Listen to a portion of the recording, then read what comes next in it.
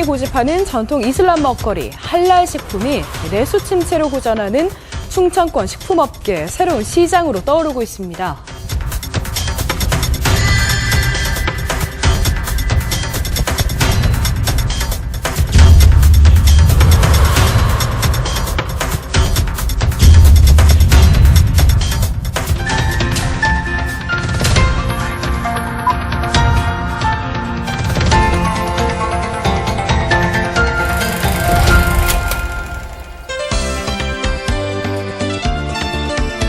지난 2014년서부터 그 세력이 확대되고 있는 IS, 또 요즘 유럽은 점점 이슬람화 돼가고 있는데 앞으로 2020년 정도 되면은 전 유럽이 이슬람 국가가 된다라는 그런 전망도 있습니다. 뿐만 아니라 우리나라도 예외는 아니죠.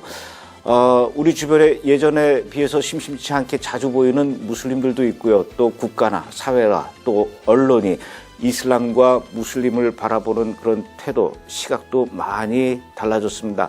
그야말로 점점 이슬람이 우리 곁으로 많이 다가오고 있다는 것을 아마 여러분들도 실감하실 겁니다. 그래서 오늘은 이슬람에 대해서, 무슬림에 대해서, 그리고 한국의 이 무슬림화에 대해서 이야기를 나눠보도록 하겠습니다. 이슬람 전문가이시죠. 이만석 목사님 오늘 이 자리에 모셨습니다. 어서 오십시오. 고맙습니다. 네, 반갑습니다. 목사님은 지금 현재 이란 교회. 예, 한국 이란인 교회를 담임하고 있습니다. 그 이란인 교회는 어떤 교회입니까? 제가 이제 1986년도에 대한예수교 장로회 통합 측 세계 선교부에서 목사 안수를 받자마자 이란 선교사로 파송이 됐습니다. 그래서 이란에서 한 20년 동안 선교하다가 이란 정부가 이제 좀 나가줬으면 좋겠다. 더 이상 못 참겠다.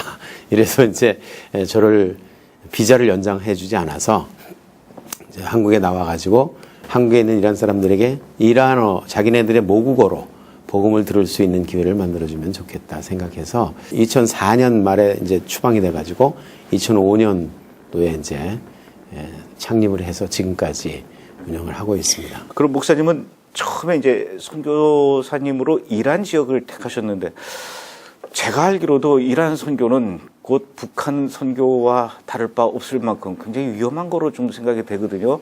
어느 정도였습니까? 이란이라는 나라는 대외적으로 이슬람의 이렇게 극단주의들을 많이 지지하고 지원하고 후원해주고 이런 건 하지만 자국 내에서 테러하는 거를 용납을 안 하거든요. 그래서 자국 내 시큐리티는 잘 돼 있어요. 근데 이제 거기서 무슬림들에게 전도하는 거는 아주 강력하게 단속을 하죠. 기독교인들의 핍박은 점점 더 심해지고 있습니다. 이 로하니 대통령 바로 전에 아하마디네자드 대통령이 있었는데 이 대통령이 있을 때까지만 해도 개종자들이 교회에 올 수 있었어요. 근데 지금 로하니 대통령이 오고 나서 개종자들, 이슬람에서 개종한 사람들은 갈 수 있는 교회가 없습니다. 그래서 지하교회로 숨어들었는데 지하교회들도 이제 단속을 심하게 하고 그 지도자들을 잡아 가두고 그러니까 지하교회들 모이는 것도 상당히 지금 어렵게 되는 이런 상황에 있죠. 그럼에도 불구하고 그 이란에서 그렇게 그 무슬림이었다가 크리스찬으로 개종하는 분들이 많이 있나 보죠. 그럼요. 이게 참 하나님의 역사인데 복음은 핍박이 심할수록 더 소중한 것이고 그 핍박이 심할수록 생명력이 나타나죠. 그래서 이란이라는 나라는 상당히 특수한 나라입니다. 왜냐하면 이맘 호메이니가 1979년에 팔레비를 쫓아내고 이슬람 혁명을 일으키면서 왕정국에서 이슬람 공화국으로 바꿨거든요. 그래가지고 이게 세계적으로 이게 샘플이다. 이슬람 혁명의 샘플이다. 이란이 존재하는 이유는 이렇게 왕정을 몰아내고 다른 이 통치 시스템을 몰아내고 이슬람 시스템으로 바꾸는 그런 것을 수출하는 나라가 이란이다. 이래가지고 전 세계 이슬람화의 선두 주자로서의 그 위상을 높이려고 하는 게 이란의 목적이고 교회가 지금 존재하기는 존재합니다. 그 교회는 그러면은 그 국가에서도 인정한 그런 교회죠? 그렇죠. 국가에서 인정하는 교회인데 그 외국인들이 자기 언어로 예배 드리는 건 괜찮아요. 이제 그런 것들만 허락하지 개종자들은 허락하지 않습니다. 예전에 그 이란과 그 이스라엘 굉장히 관계가 좋았었단 말이에요. 그 유대인들이 그 바벨론의 포로로 끌려갔을 때 바로 고레스가 고레스 왕이 이제 석방을 시켜주고. 시켜줬잖아요. 예. 그만큼 또 이스라엘 입장에서는 그 고레스가 고마운 분인데. 그렇죠. 근데 지금은 굉장히 이제 상태가 안 좋아요. 네. 근데 왜 이렇게 이란은 이스라엘을 못 잡아먹고 산다립니까? 이란은 사실 이스라엘하고 이 어떤 이 직접적인 이해관계는 사실 없는 거예요. 그렇지만 이제 이스라엘이 친미 세력이다 하는 이런 것 때문에, 그리고 이스라엘이 이슬람과 적대 관계가 있다. 이러기 때문에 이제 이스라엘을 더 강력하게 미워하는 것이 이슬람 세계의 헤게모니를 쥐는 일이다. 이란은 이슬람권의 헤게모니를 잡으려고 그래요. 상당히 그 반이스라엘, 반미, 반기독교 이런 거에 굉장히 강력하게 역사하는 그런 세력이죠. 루하니 대통령 이전에 아흐마디네자드 대통령 때도 유엔에 가서 우리 이란이 존재하는 이유는 이스라엘을 전부 다 유대인들을 지중해 앞바다에 빠뜨리기 위해서 존재한다. 이 정도로 이스라엘을 미워했어요. 이란 그 아흐마디네자드 대통령이. 그러다가 하산 루하니 대통령이 바뀌면서 갑자기 이제 핵을 포기하고 미국과 이제 친하게 되는, 어떤 의도가 있는 겁니까? 하산 루하니 대통령이? 이란이 핵을 포기할 의도가 없어요. 지금도 핵을 포기할 의도가 없는데, 경제가 워낙 어려워지니까 일단은 숨통을 좀 터야 되겠다. 그래서 이제 포기한 척 하는 거지. 그리고 포기하겠다는 얘기가 아니라 현 상태로 동결하겠다. 이 정도지. 언제든지 또 맘 먹으면은 트집 잡아가지고 우리는 니네가 이렇게 했기 때문에 우리는 다시 한다. 뭐 이런 식으로 해가지고 결국은 이 사람들은 핵을 포기를 안 할 겁니다. 근데 이제 서방 세계가 이 오바마 세력이 임기 얼마 안 남고 뭔가 한 건 큰 거를 해가지고 좀 인기를 얻어야 되겠다. 이래서 어거지로 그냥 이렇게 화해를 만든 거죠. 그러면은 그거는 이제 미국 대통령, 오바마 대통령의 그 정치적 업적 때문에 그런다 하더라도, 갑자기 이제 이 하산 루하니가 유럽으로 다니고 소위 말해서 이제 돈잔치를 막 하고 다니니까. 이란이 왜냐하면 중동에서 인구가 제일 많은 세 나라 중에 한 나라거든요. 이집트, 터키, 이란. 이 세 나라가 중동에서 인구가 제일 많은 나라인데, 인구가 제일 많다는 얘기는 그만큼 이제 시장이 크다는 얘기죠. 그래서 유럽에서는 이란 시장이 이제 군침을 삼키는 거고, 이제 이란은 이제 문이 열렸으니까 우리나라에 투자해라. 그래가지고 이제 장사하는 거고, 경제 살리기가 지금 이란의 굉장히 그 심각한 문제거든요. 경제가 실패했기 때문에 이슬람을 강요하면서 경제는 실패했다. 그러니까 국민들이 먹고 살기 힘들게 맹기로 놓고 무슨 종교 얘기를 하냐. 이래가지고 현 정권이 강요하는 그 이슬람 신앙에 대해서 사람들이 굉장히 반감 내지는 실증 내지는 무관심 이렇게 돼가지고 결국은 이란이 이슬람 혁명에는 성공했지만 사람들의 마음을 다 잃어버렸어요.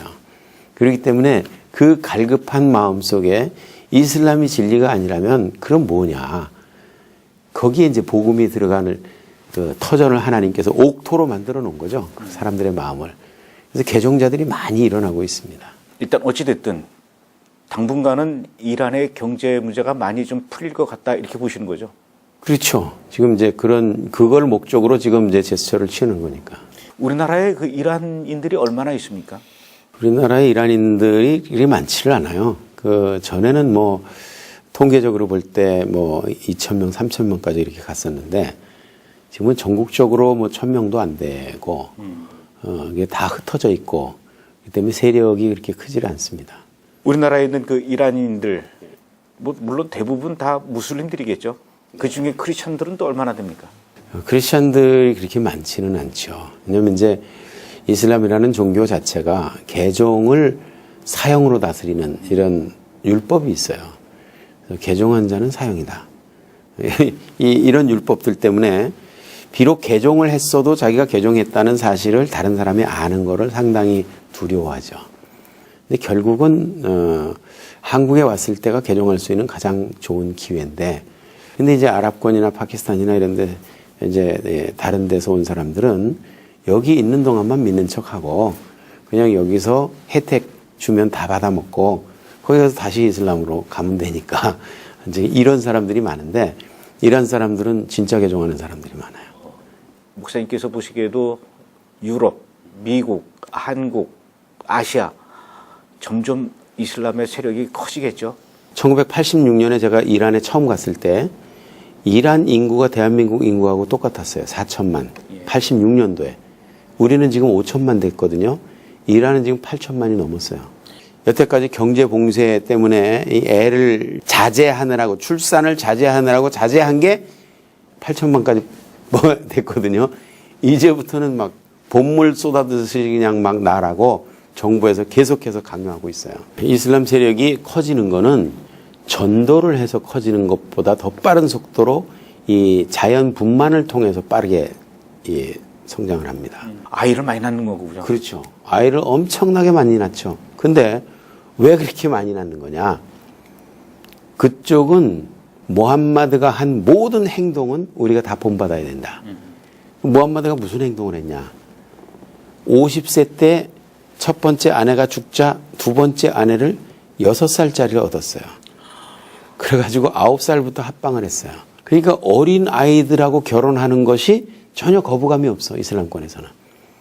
그러니까 보통 10대 때 결혼하는 사람들 많고, 작년에 사우디아라비아에서 정부의 국민들을 향한 권고사항 그래가지고 신문에 났었는데 18살 이전에는 가능하면 여자들이 결혼 안 했으면 좋겠다. 이거는 율법이 아니고 권고사항이에요. 너무 어린 때 결혼하니까 문제들이 많다 이거죠. 그러니까 그런 권고를 한다는 얘기는 18살 미만에 결혼한 여자들이 많다는 얘기죠. 그쪽에서는 모함마드가 9살부터 합방을 했기 때문에 이란 같은 나라에서는 여학생들이 9살 되면 초등학교 2, 3학년이거든요. 9살 되면 학교에서 잔치를 벌려줘요.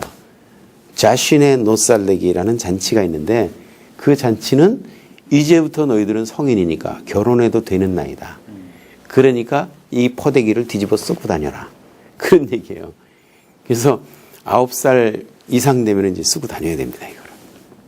이슬람에서 그 믿고 있는 알라, 또 우리 기독교에서 믿고 있는 하나님.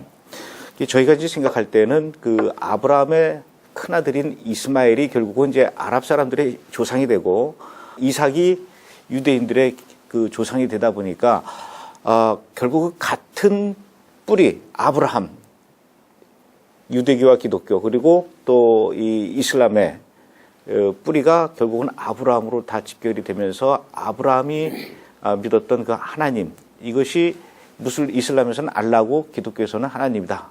이렇게들 알고 있어요. 맞습니까? 아니면 다른 겁니까? 그 이슬람에는 이제 특수한 교리가 있어요. 타키야라는 교리가 있는데 알라를 위해서, 이슬람을 위해서, 무함마드를 위해서, 코란을 위해서 위해서 하는 거짓말은 괜찮다. 이런 교리가 있어요. 그래서 코란 같은 것도 거짓말로 번역을 해놔요. 코란에 원문에 없는 거를 막 삽입해서 번역하기도 하고 있는 걸 빼놓고 번역하기도 하고 이래서 원래 의미를 혐오스러운 것들을 경감시키고 이게 그래서 이슬람의 이 타키야라는 교리 때문에 우리가 무슬림 학자들이 써놓은 책들이라든지 이런 것들을 보면 거짓말로 써놓은 게 너무나 많아요. 저는 뭐 20년 동안 이슬람권에서 살아왔기 때문에 거기서 그들이 하는 뉴스라든지 그들이 만든 신문, 잡지, 방송, 그들이 연설, 강연 이런 거 다 들으면서 이게 진짜 이슬람이구나 하는 걸 다 알고 왔는데 여기 와보니까 엄청나게 미화되어 있는 거예요, 이슬람이. 그래서 원래 이슬람은 이게 아니다 라고 얘기하면 나보고 과격파라 그러죠. 과격파가 아니라 원래 이슬람의 모습이 그렇고 경전이 그렇게 말하고 있기 때문에 뭐 그들은 그렇지만 그거를 이제 속여가지고 이슬람은 평화의 종교다. IS는 이슬람과 관계가 없다. 그들은 테러범일 뿐이다. 이렇게 얘기하죠. 근데 내가 뭐라 그러냐면 IS가 이슬라믹 스테이트거든요. 이슬람 국가가 이슬람과 관계가 없다는 말은 김치찌개가 김치와 관계가 없다는 말하고 똑같은 말이다. IS야말로 이슬람 국가다운 이슬람 국가고 코란을 그대로 실천하는 완벽한 이슬람 국가예요. 원리주의자들이죠. 원리주의자들이죠. 목사님께서 보시기에는 알라와 하나님 어떤 차이가 있는 거예요? 이 사람들이 이제 만들어 놓은 탁기야, 거짓말, 4가지 버전이 있어요. 첫째는 한국말로 하나님, 영어로 God, 일본말로 가미사마, 중국말로 쌍띠, 헬라말로 데오스, 이걸 아랍어로 알라라고 하는 것이다. 이거 뭐 말이 달라서 그렇지 뜻은 같은 뜻이다. 이렇게 얘기하면 그냥 속아 넘어가죠. 또 다른 버전을 만들어 놨는데 그게 뭐냐면 중동에는 엘 또는 엘라라고 하는 신이 있었다. 근데 그 신이 성경에 나오는 그 신이다. 창조주, 유일신, 전능자, 절대자. 그래서 뭐 다니엘, 사무엘, 이스라엘, 엘리야, 요엘, 이 엘자가 바로 그 신이다. 근데 그 신이 아랍권으로 건너오면서 아랍어의 정관사에 알자를 붙이니까 알-엘 또는 알-엘라, 그래서 알-일라가 줄어서 알라가 된 거다.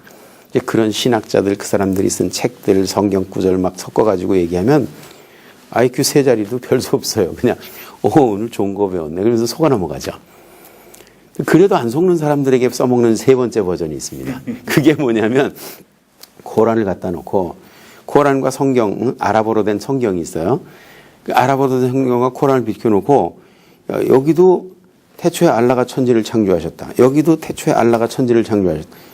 여기도 알라가 아브라함을 보냈고 알라가 모세를 보냈고 알라가 예수를 보냈고 여기도 다 똑같은 얘기인데 그 뭐가 다르다는 거냐.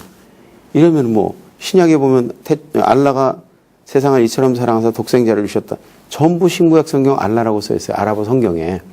그럼 아랍어 성경에 알라라고 돼 있고 아랍어 코란에 알라라고 돼 있고 똑같은 알라 아니냐라고 얘기하면 아닌 것 같은데 기기는 긴가 봐. 그러면서 또 속아 넘어가죠. 그러니까 그 신약 성경이 아랍어로 된 거에는 하나님을 알라로 이렇게 돼 그렇죠. 있군요. 예. 뭐 이 아랍어뿐만 아니라 말레이시아어, 인도네시아어도 전부 알라라고 돼 있어요. 이래도 안 속아 넘어가는 사람들이 있거든요. 이 사람들에게 써먹는 4번째 버전이 있어요. 이게 바로 이제 감독님이 지금 얘기하신 아브라함의 하나님. 응? 아브라함의 하나님을 이삭을 통해서 받은 사람들이 이 사람들이 기독교와 유대교인들이고 이 아브라함의 하나님을 이스마엘을 통해서 받은 사람들이 무슬림들이다. 이 무슬림들이 섬기는 알라와 기독교 유대교인이 섬기는 여호와 하나님은 원래 아브라함이 섬기던 그 신을 전달 경로가 달라서 그렇지 같은 신이다. 결국은 같은 신을 각기 다른 이름으로 부르는 것뿐이다. 요렇게 만들어 놨어. 요렇게 이제 얘기하면 아닌 것 같은데 맞기는 맞는 것 같아. 그러면서 이제 또 속아 넘어가는 거죠. 근데 대부분이 그렇게 알고 있는데 이게 왜 속아 넘어가는 거냐? 근데 저는 코란을 진짜 닳도록 읽었어요. 웬만한 구절은 다 외우고 앉았고 그리고 성경은 머릿속에 다 있잖아요. 성경과 코란을 읽으면서 비교하면서 야 정말 이게 어떤 신이 계시한 책이라면 이 신은 성경을 계시한 하나님과 전혀 다른 신이다. 라는 것을 확실하게 느낄 수가 있었는데 그러면 아브라함에 대해서 성경에 나오는 아브라함과 코란에 나오는 아브라함 이 아브라함이 같은 인물이냐 다른 인물이냐 이름이 똑같다고 우리가 무조건 같은 사람은 아니거든요. 이 성경에 나오는 아브라함과 코란에 나오는 아브라함은 아버지 이름이 달라요. 아, 그렇습니까? 성경에 나오는 아브라함은 데라거든요, 아버지가. 그렇죠. 코란에 나오는 아브라함은 코란 6장 74절에 보면 아자르예요. 여기 코란이 있으니까 뭐 찾아보셔도 되겠네. 코란 6장 74절에 보면 아자르의 아들 아브라함 이렇게 써 있어요. 그러면 아버지가 다르면 이건 완전히 다른 인물이에요. 근데 이제 무슬림들한테 야, 니네 아브라함은 아자르의 아들이고 우리 아브라함은 데라의 아들이야. 이렇게 얘기하면 이 사람들이 또 탁기야를 얘기하죠. 탁기야가 하나는 별명이야. 이렇게 얘기합니다. 누가 족보에다가 별명을 쓰는 사람이 누가 있어요. 두 번째는 성경에 나온 아브라함은 99세 때부터 아브라함이에요. 코란에 나오는 아브라함은 어려서부터 아브라함이에요. 코란 21장 60절에 보면 어린 아브라함이 그 아버지에게 신들에 대해서 얘기하더라. 이렇게 돼 있어요. 어린 아브라함, 영 아브라함이라고 돼 있거든요. 99세를 어리다고 할 수 없잖아요. 그러니까 성경에 나온 아브라함은 99세 때부터 아브라함. 그전엔 아브라함이었고. 네, 그렇죠. 그다음에 세 번째, 성경에 나오는 아브라함은 모리아산에서 이삭을 번제로 드리려던 사람이에요. 이 모리아산은 지금의 예루살렘을 말하는데 코란에 나오는 아브라함은 사우디아라비아의 메카에서 이스마엘을 번제로 드리려던 사람이에요. 이런 사건이 또 있었다는 얘기가 아니라 예루살렘에 있는 아브라함을 끌어다가 여기다가 비슷하게 만들어 놓고 인물을 바꿔놓은 거예요. 같은 신이라고 우기려다 보니까 아브라함을 여기다 끌어다 놓는 게 좋겠다 생각이 돼가지고 이 사람들이 그런 짓을 하는 거예요. 탁기야로 만들어 놓은 거죠. 작년에 그 이슬람 성지순례 때 그때 사람들이 뭐 한 2,000명 이상 뭐 깔려 죽었는데 왜 깔려 죽었냐 이게 왜 깔려 죽었냐 메카에서, 네, 메카에서. 예. 왜 밟혀 죽였냐 이 사람들이. 이 성지순례 할 때는 사우디아라비아 메카에 카바 신전이 있어요. 카바 신전을 7바퀴를 돕니다. 7바퀴를 돌고 미나 평지에 가서 하룻밤 잡니다. 미나 평지에서 하룻밤 자고 그 다음에 사파와 마르와 언덕이 있어요. 사파 마르와 언덕. 이 언덕을 7번을 왔다 갔다 합니다. 이걸 7번 왔다 갔다 하고 여기서 사탄에게 돌 던지는 행사하고 또 왔다 갔다 하고 또 사탄에게 돌 던지고 이 과정에서 연세가 많으시고 기운이 지친 사람들은 엎어져 가지고 밟혀 죽는 거예요. 근데 이걸 왜 하냐 이걸. 이거 하는 이유가 이스마엘과 하갈이 아브라함이 쫓아냈는데 여기까지 와가지고 이 물 찾아 헤매면서 여기를 7번 왔다 갔다 했기 때문에 우리가 조상들의 고난에 동참해야 된다. 성경에 보면 하갈과 이스마엘이 물 찾아 헤매던 데가 부엘세바 광야라고 분명히 써 있어요. 부엘세바 광야는 사파 마르와 언덕하고는 1000km도 더 떨어진대요. 성경의 아브라함은 이스마엘을 쫓아내고 한 번도 죽을 때까지 만난 일이 없어요. 근데 코란에 보면 아브라함이 이스마엘과 만나가지고 사우디아라비아의 메카에서 카바 신전 이걸 이스마엘과 아브라함이 지었다는 거예요. 성경에 아브라함은 그쪽에 간 일도 없어요.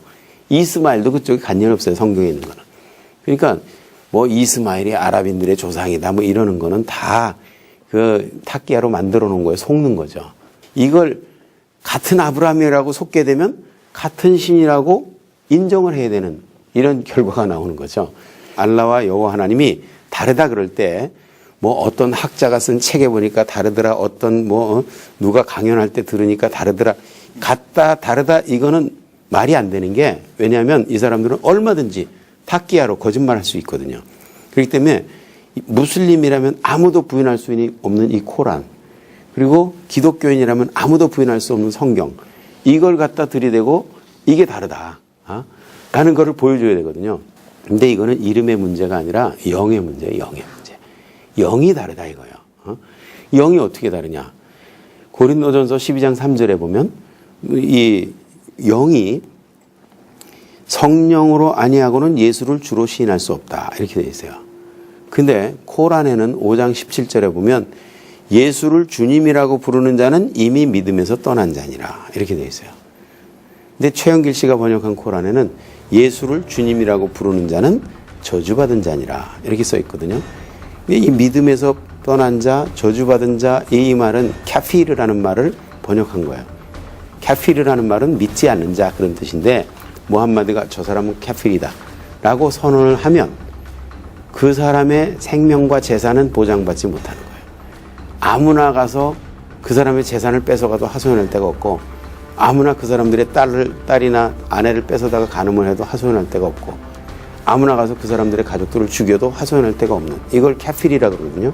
그러니까 예수를 주님이라고 고백하는 사람들은 카필이다.